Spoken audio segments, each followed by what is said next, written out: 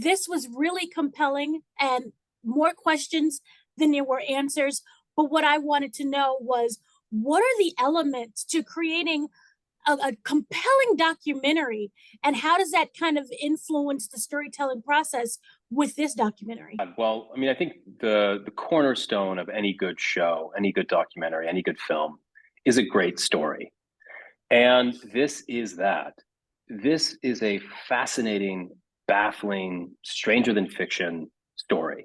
Mhm. I mean, here you have Robert Wone, a 32-year-old lawyer, prominent lawyer, promising young man, decides to spend the night with three friends. 79 minutes after arriving, one of his friends calls 911 saying that Robert had been stabbed. And then from there, the EMTs arrive and describe odd behavior. The police and the detectives arrive and describe three men in white bathrobes that look like they were freshly showered, their hair slicked back, in white bathrobes.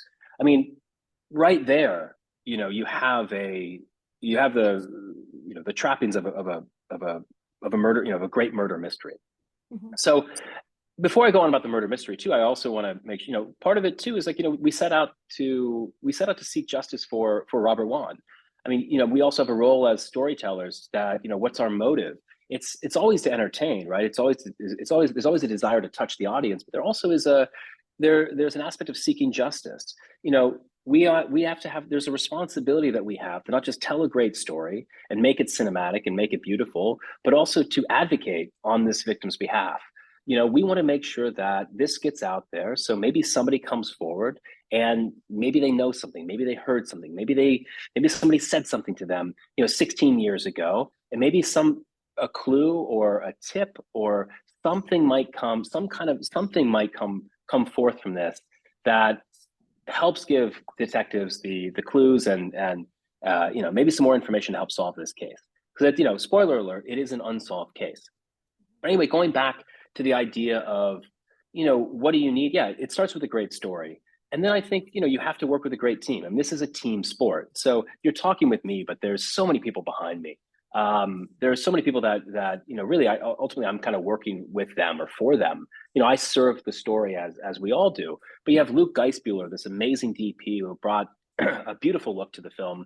You have Lisa Bolin, an amazing art director who created a shit hot title sequence and also this beautiful through line. We wanted to make sure that it felt like there was this impossible puzzle that we could never quite solve, that there was always pieces missing, that edges were ripped and things were torn, and there was a puzzle motif, but we wouldn't go too on the nose, like, so nothing jigsaw-y, but like something that felt like things weren't fitting together, things weren't adding up, things weren't what they seemed. And so I think all of that. So Lisa used that creative. Luke did. The editors did. So all the composer Tyler. All of that comes together. This mosaic of different people, of different creative ideas, of different assets and elements, and all that comes together to create the story. And it's kind of a cliche, but it's almost like putting a show together is kind of like a puzzle. So it was kind of like this meta thing, right? We were trying to lay a puzzle, we weren't really trying to solve a puzzle. We were trying to show the audience a puzzle that they could muse over, and lay that out the best we could. But we also as storytellers have to make these pieces fit together. So I don't know, all those pieces matter. Everything matters. And in this story, it's kind of one of those things too, where you don't know what's trivial and you don't know what's important. And I think that's how we felt about the whole show. And so you had to just treat everything with the same respect. Everything matters. The integrity matters, the balance matters, the different pieces matter. And so, I hope that we were able to put that all together in a way that feels entertaining, engaging, and ultimately leads to some sort of victim advocacy for Robert. How do you feel that your own curiosities kind of shaped the direction of the documentary and who it was that you interviewed? It was easier. It was definitely, there are more people that are forthcoming on the prosecution side and on the side of the investigators, friends of Robert's. I mean, nobody wants to talk about this. None of the suspects want to talk about this, right? Those Right. who had charges brought against them and were exonerated, they don't want to talk about this. They didn't want to talk. The only time they ever spoke about this was, the night of, when they went down and spent that night speaking with detectives at the violent crimes unit. besides that, no one spoke at no one testified at trial. They pled the fifth at the at the civil trial, and of course we would have loved to have spoken with those the three men who had charges brought against them, but understandably they didn't want to talk. We never received any answer to our request. We sent some requests out, but we didn't expect that. I think that it was really helpful that Bertie Grimm, one of the defense attorneys, was able to speak so thoughtfully with us, and he provided a good counterpoint for Glenn, because you have to realize it's still biased. I mean, people are putting together a story, as we all are, right? We're storytellers, so are the police and the prosecution, and they put together a story that's very compelling. And we have to remember that again, things aren't always what they seem. And I think Bernie comes in and he's able to kind of poke a hole here or poke a hole there, and that's what good defense attorneys do. They don't have to assume the burden and say, here's what happened. They just have to say, they just have to cast reasonable doubt, right? And that's ultimately what where the show culminates, right, with this idea of proof beyond a reasonable doubt. And I'll leave those open questions there for the audience. I don't want to go too far, but we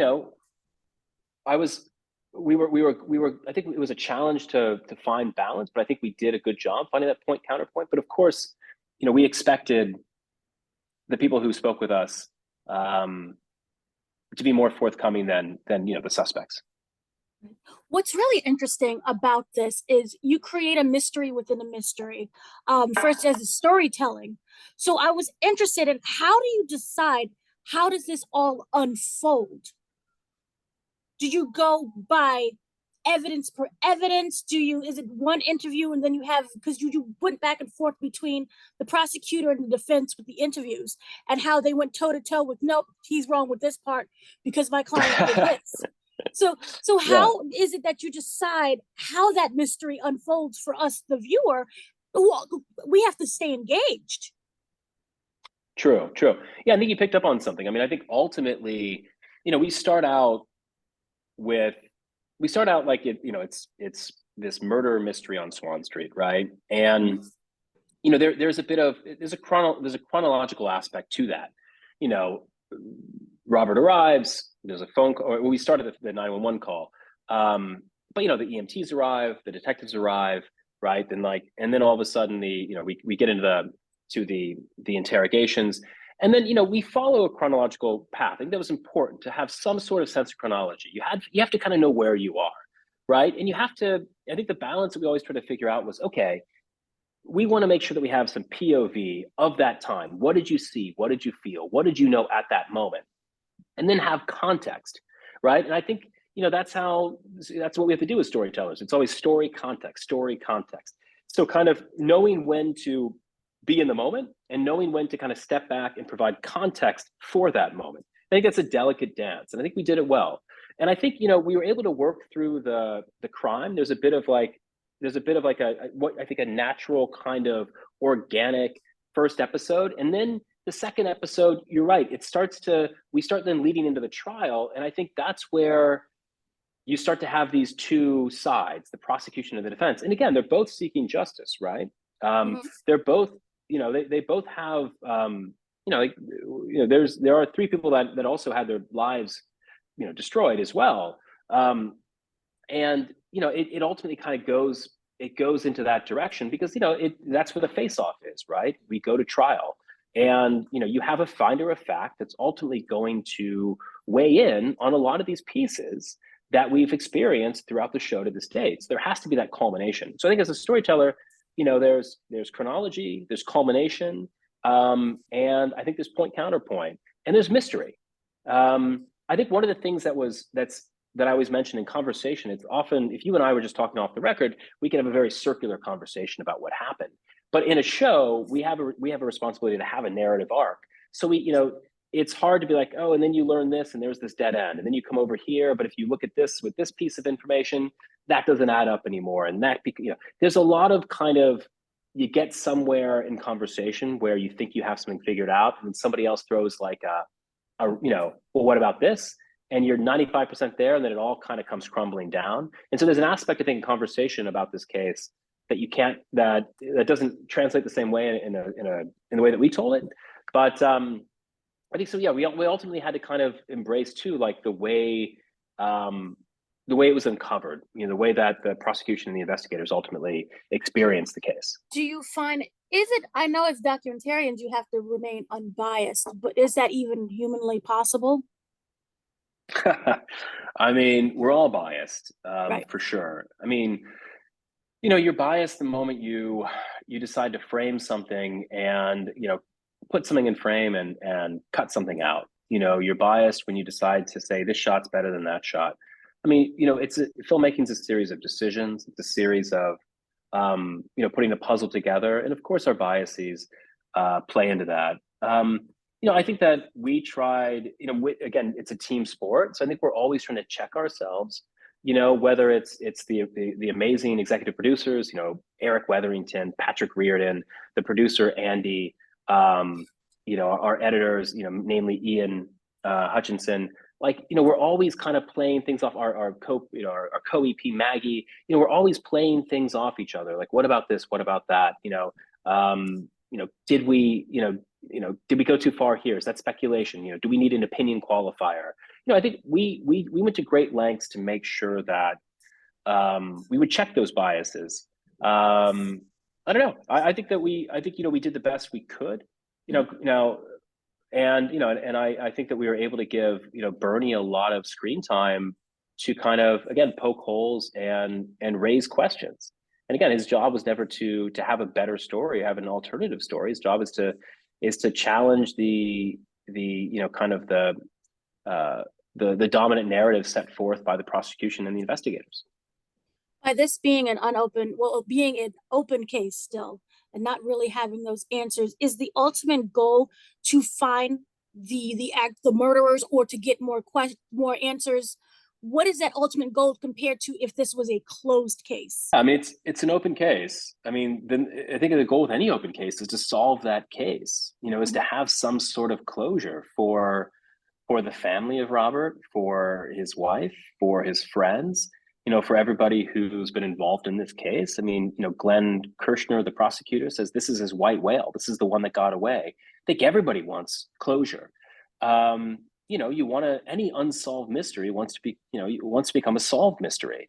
And, our hope is that, again, that this helps shed some light on the story in a way and gives it enough attention where somebody might come out of the woodwork and say something. There's a hotline at the end that you can call. This is still very much an open case. No one's been tried for murder in this case. I mean, as somebody in the film says, this was a murder case, but not a murder trial.